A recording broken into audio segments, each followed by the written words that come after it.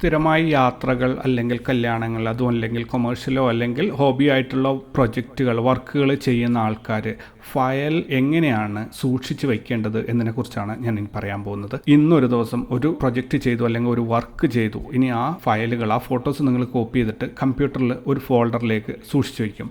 നാളെ വീണ്ടും മറ്റൊരു ഷൂട്ട് ചെയ്യും, എന്നിട്ട് അതും കോപ്പി ചെയ്തിട്ട് വേറൊരു ഫോൾഡറിൽ സൂക്ഷിച്ച് വയ്ക്കും. ഇനി ഇങ്ങനെ കുറേ കാലം ചെയ്തിട്ട് ഒരു വർഷത്തിന് ശേഷം നിങ്ങൾ പെട്ടെന്ന് ഒരു ഫോട്ടോ തപ്പിയെടുക്കണം. അതായത് കഴിഞ്ഞ ഇത്രാം തീയതി ഞാൻ പോയ ഒരു സ്ഥലത്ത് ഉള്ള ഒരു ഫോട്ടോയിൽ ഒരാളുടെ ഒരു ഫോട്ടോ വേണം. അതെവിടെയാണുള്ളതെന്ന് പറഞ്ഞാൽ നിങ്ങൾ ഈ കമ്പ്യൂട്ടർ മുഴുവൻ ഇരുന്ന് അരിച്ചു പെറുക്കിയാൽ മാത്രമേ നിങ്ങൾക്കത് കണ്ടെത്താൻ സാധിക്കുകയുള്ളൂ. ഇങ്ങനെ ഒരു പ്രശ്നം ഒഴിവാക്കാൻ വേണ്ടിയിട്ട് സാധാരണയായിട്ട് ഒരു സിസ്റ്റമാറ്റിക് ഫയലിംഗ് സിസ്റ്റം ഫോട്ടോഗ്രാഫേഴ്സ് അല്ലെങ്കിൽ പ്രൊഫഷണൽസ് അതും അല്ലെങ്കിൽ ഹോബിയിസ്റ്റുകൾ ഫോളോ ചെയ്യുന്നതായിട്ട് കാണാറുണ്ട്. ആദ്യമായിട്ട് ഏതാണ് വർഷം എന്നുള്ളതിന് ഒരു ഫോൾഡർ ക്രിയേറ്റ് ചെയ്യുക. ഇപ്പോൾ 2020 ആണ് അല്ലെങ്കിൽ 2021 ഏതായാലും നിങ്ങൾക്ക് ഒരു ഫോൾഡർ ക്രിയേറ്റ് ചെയ്യുക. അതിനകത്ത് നിങ്ങൾക്ക് ഒരു മാസത്തിന് ഒരു ഫോൾഡർ വെച്ച് ക്രിയേറ്റ് ചെയ്യുക. അപ്പോൾ 12 ഫോൾഡറുകൾ അതിനകത്ത് കിടക്കും. ജനുവരി മാസമാണെങ്കിൽ ജനുവരി അല്ലെങ്കിൽ ഫെബ്രുവരി, ഡിസംബർ ഏതായാലും ആ മാസത്തിനകത്ത് നിങ്ങൾക്ക് ഓരോ ഡേറ്റിനകത്ത് ഒരു ഫോൾഡർ ക്രിയേറ്റ് ചെയ്യാം. അപ്പോൾ ഡേറ്റ് വൈസിൽ നിങ്ങൾക്ക് ഓരോ പ്രൊജക്റ്റുകളായിട്ട് സൂക്ഷിക്കാം. പക്ഷേ പല കേസുകളിൽ ഇപ്പോൾ വെഡ്ഡിങ് എടുക്കുന്നവർക്കൊക്കെ ആണെങ്കിൽ ഈ പറഞ്ഞതുപോലെ ജനുവരി എന്നുള്ള മാസം വരെയുള്ള ഫോൾഡർ ഓക്കെയാണ്. അതിനുശേഷം ഡേറ്റ് വൈസ് പോവുകയാണെങ്കിൽ ഒന്നും മനസ്സിലാക്കാൻ ഭയങ്കര ബുദ്ധിമുട്ടായിരിക്കും. അപ്പോൾ അങ്ങനെയുള്ള ആൾക്കാർക്ക് ഇപ്പോൾ ജനുവരി എന്നുള്ള മാസത്തിന്, ഇപ്പോൾ ഞാനാണെങ്കിൽ എനിക്ക് വലിയ പ്രൊജക്റ്റുകളാണ് വരാറുള്ളത്. അതുകൊണ്ട് തന്നെ ഞാൻ മാസത്തിലുള്ള ഫോൾഡറുകൾ ക്രിയേറ്റ് ചെയ്യാറില്ല. 2020 ആണെങ്കിൽ 20ൽ 6 മാസത്തിന് ഒരു ഫോൾഡറാണ് ഞാൻ ക്രിയേറ്റ് ചെയ്യാറുള്ളത്.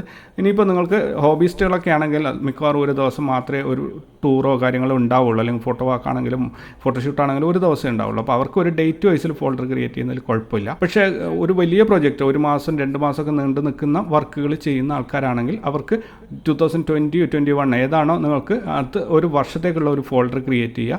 അതിനകത്ത് നിങ്ങൾ പ്രൊജക്റ്റുകളായിട്ട് ഇതിനെ ഡിവൈഡ് ചെയ്യണം. അതായത് ഇപ്പം നിങ്ങൾ ഒരു വർഷം കൊണ്ട് 10 12 പ്രൊജക്റ്റ് ആയിരിക്കും നിങ്ങൾ ചെയ്യുക. അപ്പോൾ 12 പ്രൊജക്റ്റുകൾക്ക് 12 ഫോൾഡറുകൾ സെപ്പറേറ്റ് ചെയ്തിടുക. അതായത് 001 ഇട്ടിട്ട് ഒരു പ്രൊജക്റ്റ് നമ്പർ ഇടുക, അതായത് 001. അതിനുശേഷം ഏതാണോ ആ പ്രൊജക്റ്റിൻ്റെ പേര് എഴുതി വയ്ക്കുക. അപ്പോൾ നിങ്ങൾക്ക് വ്യക്തമായിട്ടും 2021 ചെയ്ത ഇന്നാൽ അല്ലെങ്കിൽ 2020 ചെയ്ത ഇന്ന പ്രൊജക്റ്റ്, ഓക്കെ, പ്രൊജക്റ്റ് നമ്പർ 5, അതിനകത്ത് ആ പ്രൊജക്റ്റ് ഓപ്പൺ ചെയ്ത് കഴിഞ്ഞാൽ, ആ പ്രൊജക്റ്റ് ഫോൾഡർ ഓപ്പൺ ചെയ്ത് കഴിഞ്ഞാൽ മാസ്റ്റർ ഫോട്ടോസ്, വീഡിയോസ്, അതുപോലെ അത് എഡിറ്റ് ചെയ്ത ഫയൽസ്, അതിന് സപ്പോർട്ടിങ് മ്യൂസിക് ഉപയോഗിച്ചിട്ടുണ്ടെങ്കിൽ അതുകൂടാതെ ഇതൊക്കെ നിർബന്ധമാണ്. അതുകൂടാതെ ഒരു ചെറിയൊരു നോട്ട് പാഡ് ഫയലിൽ നിങ്ങൾ അതിൻ്റെ കംപ്ലീറ്റ് ഹിസ്റ്ററി എഴുതി വയ്ക്കാൻ ശ്രമിക്കണം. നിങ്ങളൊരു ഫിസിക്കലി അല്ലെങ്കിൽ ഒരു പേന കൊണ്ട് ഡയറിയിൽ എഴുതുന്നതിനേക്കാളും വളരെയധികം ഉപകാരപ്പെടുന്ന ഒരു സംഭവമായിരിക്കും നിങ്ങളുടെ ഫോൾഡറിനകത്ത് ഒരു നോട്ട് പാഡ് ഫയലിൽ ഫസ്റ്റ് ഡേയിൽ ഇപ്പം ഇന്നത്തെ ഡേറ്റ് ഇട്ടിട്ട് നോട്ട് പാഡ് ഓപ്പൺ ചെയ്തിട്ട് F5 അടിച്ച് കഴിഞ്ഞാൽ നോർമലി ഡേറ്റ് അന്നത്തെ സ്റ്റാമ്പ് ചെയ്ത് കിട്ടും. അപ്പോൾ ഡേറ്റ് വന്നു, പിന്നെ നിങ്ങൾ എഴുതുക, ഓക്കെ, ഇന്നാണ് ഷൂട്ട് ചെയ്തത്, ഈ ഡേറ്റിനാണ് ഷൂട്ട് ചെയ്തു, ഇത്ര ഫോട്ടോസ്, എന്തെങ്കിലും ബാലൻസ് ഉണ്ടോ അല്ലെങ്കിൽ പേയ്മെൻറ്റ് കിട്ടിയോ എന്നുള്ള കാര്യങ്ങൾ എഴുതുക. ഒരാഴ്ച കഴിഞ്ഞിട്ട് അത് എഡിറ്റ് ചെയ്ത് കൊടുത്തു കഴിഞ്ഞാൽ ഇത്ര ഫയൽസ് ക്ലയൻറ്റിന് ഹാൻഡ് ഓവർ ചെയ്തു എന്നുള്ളത് അതിങ്ങനെ അതിനകത്ത് എഴുതി പോവുക. ഇത് നിങ്ങൾക്ക് എപ്പോഴാണ് ഉപകാരപ്പെടുക പറഞ്ഞാൽ 1-2 വർഷം കഴിഞ്ഞിട്ട് ഒരു ആവശ്യം വന്നു കഴിഞ്ഞാൽ ഈ ഒരു ഫോൾഡർ മുഴുവൻ അരിച്ചു പെറുക്കുന്നതിന് പകരം ഈ ഒറ്റ നോട്ട് പാഡ് ഫയൽ ഓപ്പൺ ചെയ്യുകയാണെങ്കിൽ നിങ്ങൾക്ക് കംപ്ലീറ്റ് ഹിസ്റ്ററിയും അതിൽ നിന്നും കിട്ടും. ഇതൊരു ഹോബീസിനെ സംബന്ധിച്ചിടത്തോളം ഈ രീതിയിൽ പോവുക എന്നുള്ളത് കുറച്ച് ഡിഫിക്കൽട്ടായിരിക്കും. പക്ഷേ കൊമേഴ്ഷ്യലി അല്ലെങ്കിൽ പ്രൊഫഷണൽ ഫോട്ടോഗ്രാഫി ചെയ്യുന്നവർക്ക് ഈ രീതിയിൽ ചെയ്യുകയാണെങ്കിൽ അവരുടെ ഒരുപാട് തലവേദനകൾ ഒഴിവാക്കാൻ ഈ ഒരു പരിപാടി വളരെയധികം സഹായിക്കും. അപ്പോൾ ഞാനിപ്പോൾ പറഞ്ഞു വന്നത് ഫോൾഡർ സ്ട്രക്ചർ സിസ്റ്റമാണ്. അതായത് മെയിൻ നിങ്ങൾ ഒരു വർഷത്തേക്ക് ഏതാണോ ഒരു ഫോൾഡർ ക്രിയേറ്റ് ചെയ്യുക, അതിനകത്തേക്ക് ഒരു മാസത്തേക്ക് ഒരു ഫോൾഡർ ക്രിയേറ്റ് ചെയ്യുക. 12 ഫോൾഡറുകൾ ഓരോ മാസത്തേക്കായിട്ട്.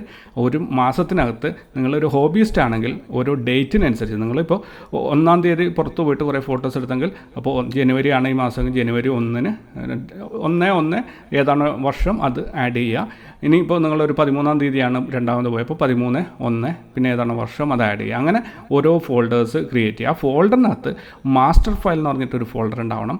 പിന്നെ എഡിറ്റ് ചെയ്തിട്ട് നിങ്ങൾ ഫൈനൽ പുറത്ത് വിടാൻ നിങ്ങളുടെ സോഷ്യൽ മീഡിയ അല്ലെങ്കിൽ ഷട്ടർ സ്റ്റോക്ക് എവിടത്തേക്കാണോ വിടാനുള്ളത് ആ ഒരു ഫോൾഡർ, ഔട്ട്പുട്ട് എന്ന ഒരു ഫോൾഡർ അതിനകത്ത് ഉണ്ടായിരിക്കണം. ഇത് ഫോട്ടോഷൂട്ടിനാണ്. വീഡിയോയും കൂടി ഷൂട്ട് ചെയ്യുന്നവർക്കാണെങ്കിൽ വീഡിയോയുടെ സപ്പോർട്ടിങ് ഫയൽസിനെല്ലാം കൂടി ഓരോരോ ഫോൾഡേഴ്സ് നിങ്ങൾ കണ്ടുവച്ചിരിക്കണം.